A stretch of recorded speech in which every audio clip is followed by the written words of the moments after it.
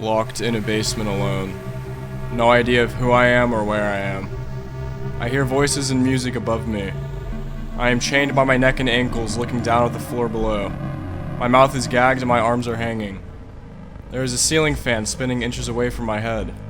I move my hands up to my neck to try and remove the metal bind, but it is useless. I am bolted in. The basement light is flickering and dim. It must be at least 110 degrees down here. The music upstairs stops and the people leave. All I hear is the sound of the fan whooshing past my head. I begin screaming for help and struggling to free myself. My sweat hits the floor below. Suddenly the fan stops. I look past the now frozen machine in horror. There are 10 other bodies attached to the ceiling. I try calling to them, but my gag only allows muffled whispers. The room is hotter now. My body is raining droplets of liquid salt onto the basement floor. I notice the others are also sweating profusely. They must still be alive. The room is filling with salty liquid at an unbelievable rate. In what must have been only a few minutes, the basement is now a quarter full. I feel lighter with each passing second.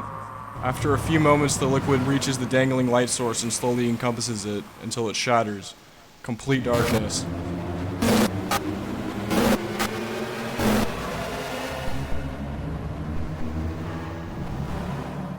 Irreparable dehydration sets in and I begin to accept my fate.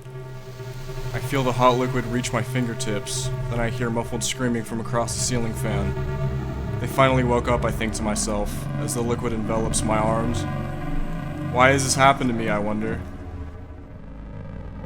The liquid fully submerges me. I taste blood and hear a woman screaming.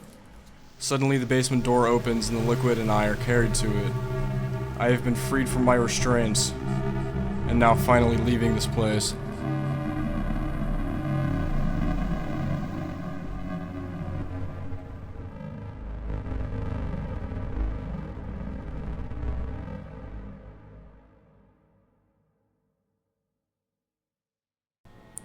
As a bespoke shoemaker, you learn to like and appreciate the late nights in your workshop. My workshop is situated on the side of a cobblestone holloway. The alley is lined with red brick buildings, not excluding mine. Come dusk, the nook begins to glow as the oil lamps light. Inside my workshop, I work by the light of the candelabra I have situated near my workbench. After an absolutely ordinary day, I sat on my wooden stool welting a fine pair of brogued Oxfords. As I neared completion, a shallow thump sounded from the door. As I opened it, a squat fellow no higher than my knees began to reveal himself. Standing there with a jolly but off-putting grin, decked out in a crimson cone hat, a yellow sack coat, and pale green knickers, he chirped with a high-pitched squeak. "Evening, good gentlemen. I am in need of what I believe you folks call shoes." Taken aback, I responded, "Well, hello, little fellow. We don't sell shoes at this hour, but come on in. I will allow an exception for a genteel chap like you. Hurry up, come on!" The little man jumped up with glee and dashed through the portal, landing his butt on my stool. He started to clap rapidly, making no attempt to hide his rapture. "All right," I said. "I suppose I'll take a look at the kid sizes." I walked over to the shelves, holding the kid's shoes, and as I swung back around to face my little customer, I saw him eyeing my tools on the workbench with an expression dressed in mischief. "Careful there, partner. Wouldn't want a little man like you to get hurt now, would we?" He stared at me unamused. "Oh, cheer up now, I've got some shoes for you to try on. Hey look, these suit you and your queer outfit. It's a pair of undyed, vegetable-tanned, semi-brogued Oxfords, fit with gimped edges and a steel shank. Go on, try them." He hopped off the stool and slowly trod towards me. As he got within an arm's reach, he ran up and kicked me right in the shins. When I reactively leaned over, he jumped up into my mouth and slid through my esophagus, landing in my stomach. After a thorough thrashing of my vital organs, he crawled back up the esophagus and found his way to my brain. Using some sort of mystical gnome magic, he took control of my entire body. From now on, I would be a conduit for savage debauchery. My body was a shell, a mere host for the little devil. He exited the building and began to skip through the streets in my skin suit, wreaking havoc on any victim he stumbled across, quenching his darkest carnal desires. As dawn approached, after a night of murder, torture, and rape, we exited the village and entered the adjacent forest. He led us to an ancient, decrepit-looking oak tree with a short hollow at its base. I got down on my stomach and crawled through the tree hollow. As I squeezed my body through the crevasse, an expansive cavern revealed itself. With only the dim light shining through from the opening, I began to make out dead bodies lined all around the ceiling and walls. Lifeless husks discarded after their foul uses. Slowly, we began to climb up the side of the cavern. I could feel some sort of sticky ooze on my hands and face as we slithered alongside the already dead victims. When we climbed to the ceiling, I turned around and violently thrust my back into the sticky receptacle. The gnome came sliding out my mouth and disappeared into the darkness of the far reaches of the cavern. I regained control of my body, but it was no use. The slimy goo held me down firm. There was no use in trying. My body was already weak and I couldn't keep my eyes open. As I lay there suspended above the ground, I could feel my body dying. My heart was slowing, and I knew my time was near. My fate would be no different than the innumerable dead bodies already lining the walls of this godforsaken cavern. With my last fleeting moments, I could make out the dark silhouette of the gnome approach the exit of the tree hollow. His dark figure stood there in the moonlight, and then quickly dashed away.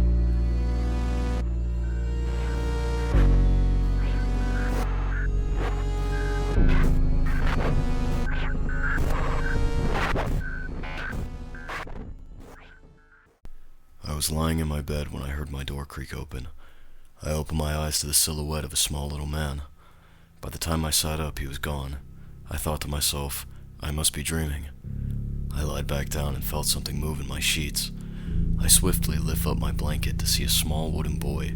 He said, Hello, my name is Pinocchio, but you can call me Pine Nut.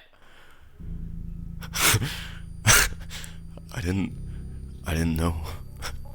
I didn't know what to make of this. I was terrified. I am a 7-year-old boy after all. I said, Hello, Pine Nut. My name is Figlet Belcher. I said, Hello, Pine Nut. My name is Figlet Belcher. He stared at me expressionless, in silence. What are you doing in my bed, Pine Nut? Not a word was spoken. Hello, Pine Nut. What are you doing in my bed still? He said, I'm in search of a friend. Nobody likes me because I'm a weird little wooden man. I felt bad for Pine Nut. Even if he did look like a weird little wooden man, I told him I'd be his friend. We went to sleep. The next day, we went to the nearest body of water because he told me he wanted to ride a duck. After watching him ride that duck for a few hours, we walked into town. I saw a balloon cart. I wanted the brown one. While the balloon artist twisted, yanked, and tugged, I realized Pinocchio was gone. I asked the balloon bender, Did you see the little wooden man with me? Did you see where he went? He shrugged, handed me my brown balloon. As I was walking back home, I was thinking about Pinocchio. I was thinking about how cool he looked riding that duck. When I got back home, I had some of Mom's homemade mud pie and got ready for bed. I like that mud pie of hers. Before falling asleep, I heard the door creak open again. Pine Nut? Is that you, Pine Nut? No response. I feel something in my sheets again. It was Pine Nut. He looked sad, and he smelled like a brewery. He told me all he ever wanted to be was a real boy. I told him, even though it's a little weird you're a small wooden man, you're still a real boy to me. His birch eyes were twitching. Not good enough, he said, under his breath. I said, What, Pine Nut? He angrily shouted, Not good enough, Figlet Belcher! I was frightened and uncomfortable with his shouting. I asked, What can I do to help you become a real boy, Pinocchio? He stared at me. It felt as if it had been minutes had gone by of pure silence. He said, The only way he could become a real boy is to eat a real boy. Before I had enough time to blink, he lunged at me. He started tearing into my stomach with his tiny wooden hands. Splinters filled my body. I was in shock. I couldn't move. He was gnawing on my rib cage. This was it. I felt tired. I was dizzy. I couldn't hear anything, only feel oscillation throughout my body. With my last waking breath, I told him, if he wanted a finger, he could have just asked.